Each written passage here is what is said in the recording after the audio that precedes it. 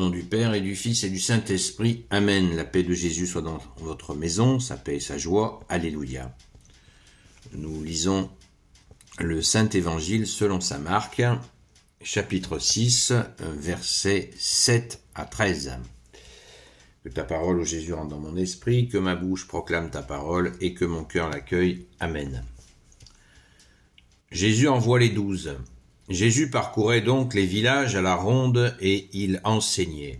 Il appela à lui les 12 et commença à les envoyer deux par deux. Il leur donna autorité sur les esprits impurs. Il leur recommanda de ne rien prendre d'autre qu'un bâton pour la route, ni pain, ni sac, ni monnaie dans la ceinture, seulement des sandales aux pieds, leur dit-il, et n'emportez pas deux tuniques. Il leur dit encore, quand une maison vous sera ouverte, restez-y jusqu'au moment de votre départ. Si l'on ne vous reçoit pas, si l'on ne vous écoute pas, vous secourez la poussière qui est sous vos pieds avant de partir, ce sera un avertissement. C'est ainsi qu'ils partirent pour appeler à la conversion. Ils chassaient bien les démons et guérissaient de nombreux malades avec une onction d'huile. Merci Jésus. Alléluia, merci au grand saint Marc, parce qu'il nous renseigne, il a le sens du détail, et c'est plein de renseignements, plein d'informations. Alléluia, merci Jésus. Donc, ça y est, Jésus commence déjà. Merci bien-aimé Jésus, tu envoies tes bien-aimés apôtres, déjà pour vérifier s'ils ont compris tout ce que tu leur as enseigné, c'est déjà en route. C'est vraiment une méthode d'apprentissage. Hein. Il y a absolument apprentissage, quel beau mot. Et il nous faut vraiment accueillir cela dans la joie de voir ces 12 partir ainsi. Il ne leur recommandera de ne rien prendre d'autre qu'un bâton pour la route. Est-ce que ce bâton, nous avons une petite idée de savoir pourquoi ce bâton? Intéressant. Réfléchissons à la fonction de ce bâton. On pourra en reparler peut-être un soir dans nos discussions sur TikTok à partir de 20h jusqu'à 22h, tous les soirs, sur la chaîne Seul Jésus Sauve. J'insiste pour vous inviter à y venir parce que nous avons des échanges très intéressants et surtout nous prions comme tu l'as demandé Jésus.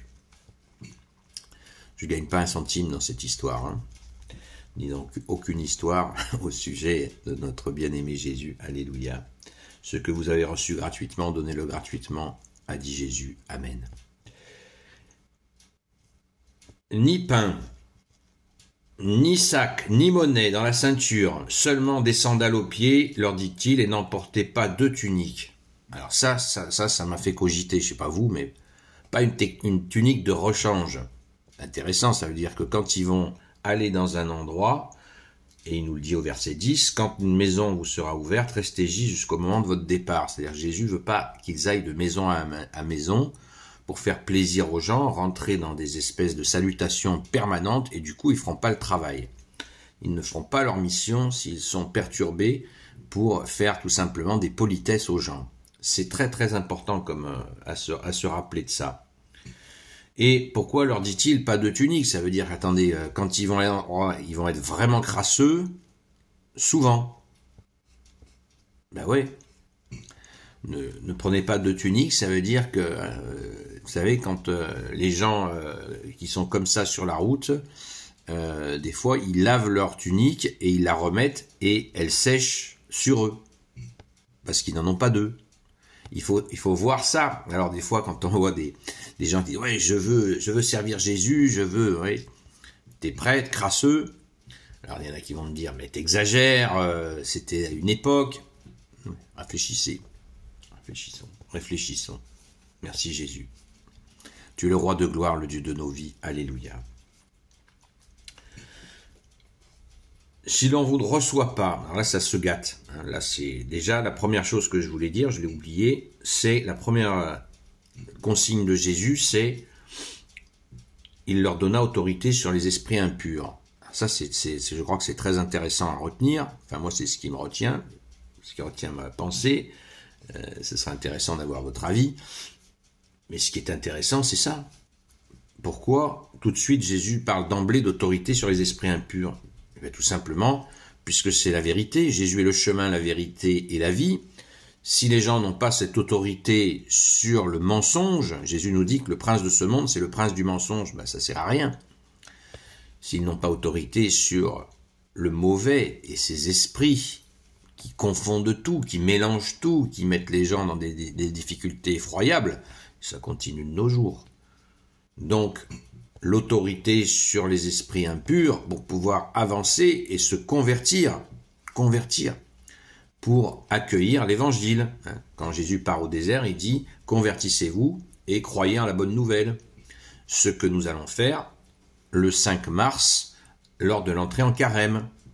Le prêtre, quand il va faire la croix de cendre sur notre front, c'est-à-dire « Convertissez-vous et croyez en la bonne nouvelle ».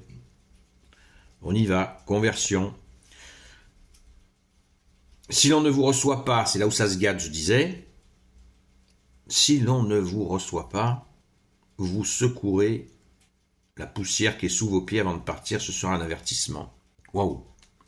Dans une autre séquence d'évangile, c'est encore plus précis. Jésus dit, secouez vos sandales et dites, même la poussière qui est restée, même la poussière de chez vous qui est restée collée à nos pieds, nous vous la laissons. C'est-à-dire qu'ils sont venus pour soulager.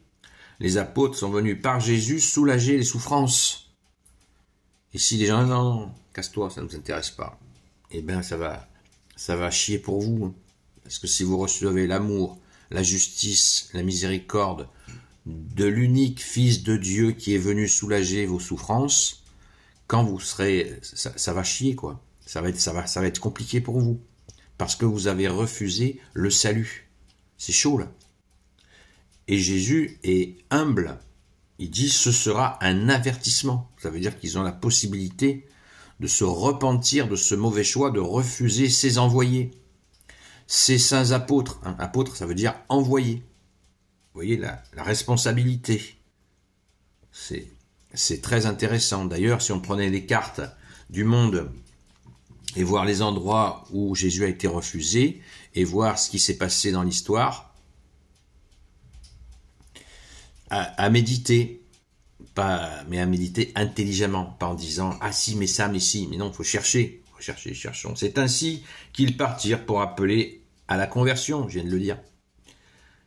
La fameuse conversion, ils chassaient bien des démons et guérissaient de nombreux malades avec une onction d'huile. Ah tiens, la fameuse onction d'huile. Intéressant, c'était une pratique courante dans vous vous rappelez, le bon samaritain. Qu'est-ce qu'il fait le bon samaritain? Qui vient soigner dans la parabole du bon samaritain. Jésus nous dit que le bon samaritain, il s'arrête, il nettoie les plaies de gars qui s'est fait massacrer et il fait une onction d'huile. Il nettoie les plaies avec du vin pour désinfecter et après il fait une onction d'huile. Alléluia, c'est extraordinaire, merci Jésus. Pensons à cette onction d'huile très importante, nous pouvons pratiquer cela sur nous-mêmes, bien sûr, en demandant au prêtre de bénir une huile, une bonne huile d'olive par exemple, et on peut aussi la parfumer, pour avoir cette huile, pour cette onction. Ô Jésus, tu es le roi de gloire, le Dieu de nos vies. Alléluia. À ce soir, à la grâce de Jésus, soyez bénis.